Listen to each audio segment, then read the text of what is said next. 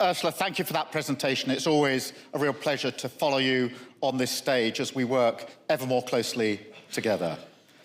Ladies and gentlemen, for many years, for most people in the United Kingdom, war has been remote, something that concerns us deeply, but which happens far away. But now we feel the solidity of peace, the very ground that we stand on, softening under our feet.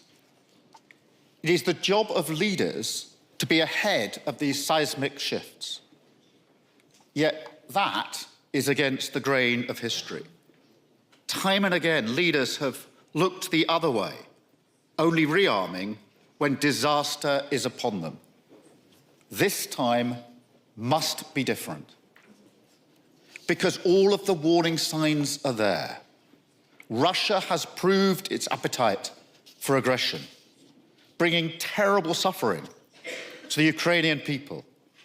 Its hybrid threats extend across our continent, not just threatening our security, but tearing at our social contract, collaborating with populists who undermine our values, using disinformation to sow division, using cyber attacks and sabotage to disrupt our lives, and deepening the cost of living crisis. Now, it's true that Russia has made a huge strategic blunder in Ukraine, and that Russian casualties number well over 1 million. But even as the war goes on, Russia is rearming, reconstituting their armed forces, an industrial base. NATO has warned that Russia could be ready to use military force against the alliance by the end of this decade. In the event of a peace deal in Ukraine, which we're all working hard to achieve, Russia's rearmament would only accelerate. The wider danger for Europe would not end there. It would increase. So we must answer this threat in full. At the outset, it is important to be clear. We do not seek conflict.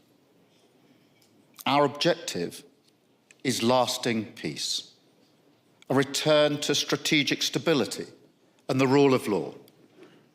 But in the face of these threats, there is only one viable option before us. Now, to break the convention of 1,000 speeches, we are not at a crossroads today. The road ahead is straight and it is clear. We must build our hard power, because that is the currency of the age. We must be able to deter aggression.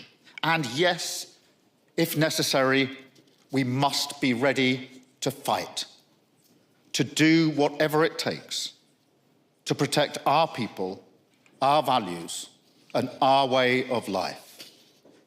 And as Europe, we must stand on our own 2 feet. Now, that means being bolder. It means putting away petty politics and short-term concerns. It means acting together to build a stronger Europe and a more European NATO, underpinned by deeper links between the UK and the EU, across defence, industry, tech, politics, and the wider economy. Because these are the foundations on which our security and prosperity will rest. This is how we'll build a better future for our continent, true to the vibrant, free, and diverse societies that we represent, showing that people who look different to each other can live peacefully together, that this isn't against the tenor of our times. Rather, it's what makes us strong, as we're prepared to defend it with everything that we have. Now, we are not the Britain of the Brexit years anymore, because we know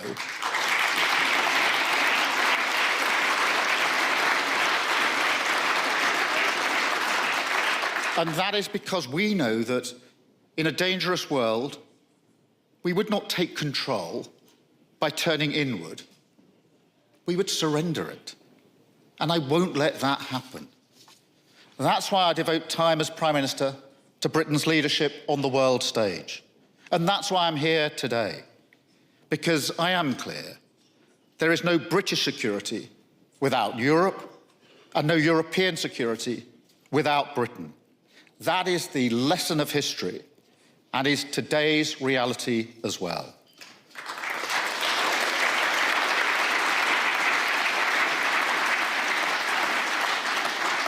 So together, we must rise to this moment. We must spend more, deliver more, and coordinate more.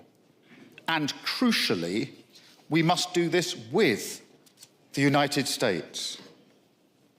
The US remains an indispensable ally. Its contribution to European security over 80 years is unparalleled, and so is our gratitude. At the same time, we recognise that things are changing. The US national security strategy spells out that Europe must take primary responsibility for its own defence. That is the new normal. Now, there have been a series of thoughtful interventions about what this means, including the argument that we're at a moment of rupture. Now, I would agree that the world has changed fundamentally and that we must find new ways to uphold our values and the rule of law. But in responding to that change, we must not disregard everything that has sustained us for the last 80 years. That could prove to be a moment of destruction. But instead, I believe we must make this a moment of creation. Instead of a moment of rupture, we must make it one of radical renewal. So, rather than pretending that we can simply replace all US capabilities, we should focus on diversifying and decreasing some dependencies. We should deliver generational investments that moves us from overdependence to interdependence. I'm talking about a vision of European security and greater European autonomy that does not herald US withdrawal, but answers the call for more burden sharing in full and remakes the ties that have served us so well. Because we know the value of what we have. The NATO alliance is a phenomenon in human history. It achieved something that leaders had been trying to do for centuries, from Westphalia to the Congress of Vienna to Versailles. After centuries of conflict, the founders of NATO finally united our continent in peace and security. Our militaries that once faced each other on the battlefield now stand side by side, pledged to each other's defence. It is the shield over our heads every single day. Now, while some on the extremes of our politics chip away at this alliance, we defend it. I am proud that my party fought for NATO's creation. What our then Foreign Secretary Ernie Bevan called a spiritual union of the West. And we've shown our fidelity to that ideal, asserting each other's sovereignty, as we did on Greenland, and crucially, coming to each other's aid under Article 5. We fought together in Afghanistan at terrible cost to many in my country and across many allied countries. And so I say to all NATO members, our commitment to Article 5 is as profound now as ever. And be in no doubt, if called on, the UK would come to your aid today.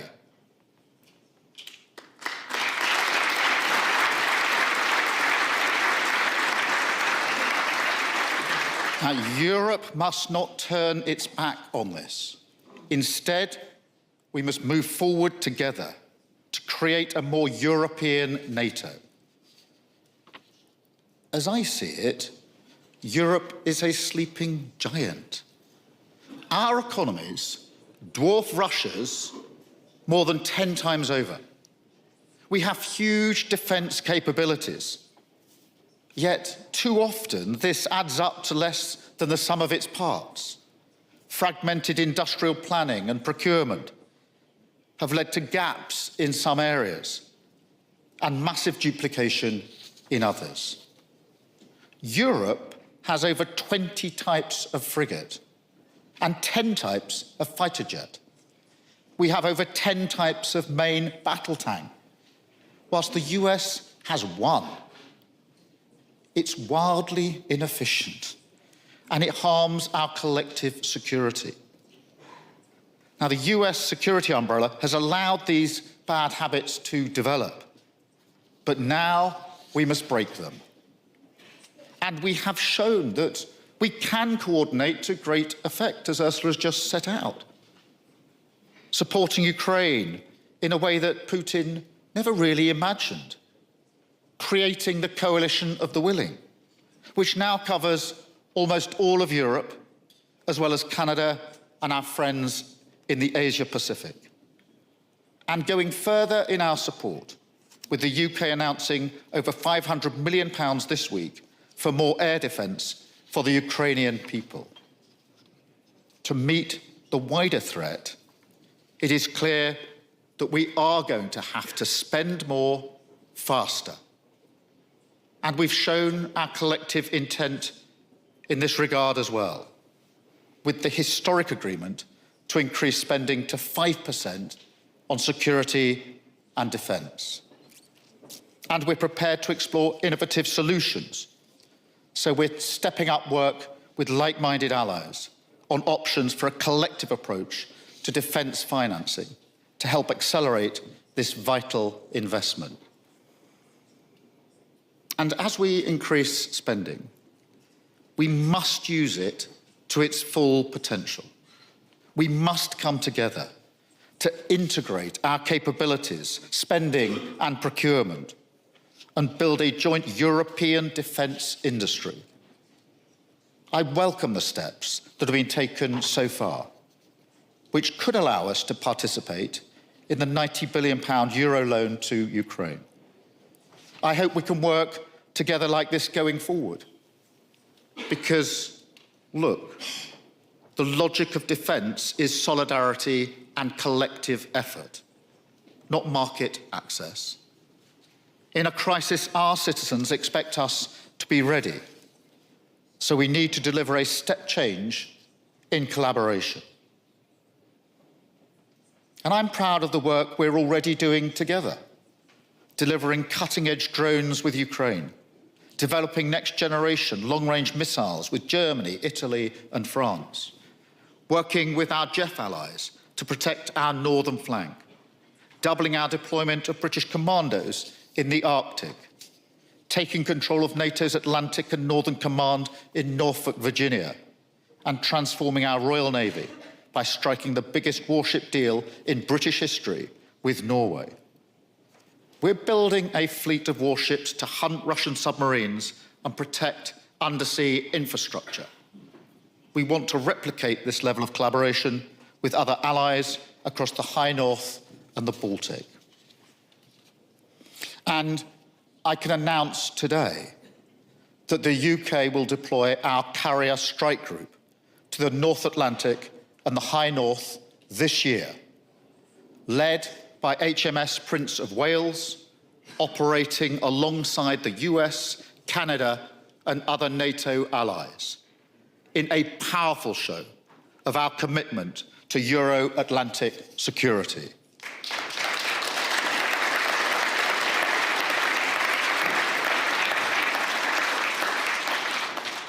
that is also why we're enhancing our nuclear cooperation with France.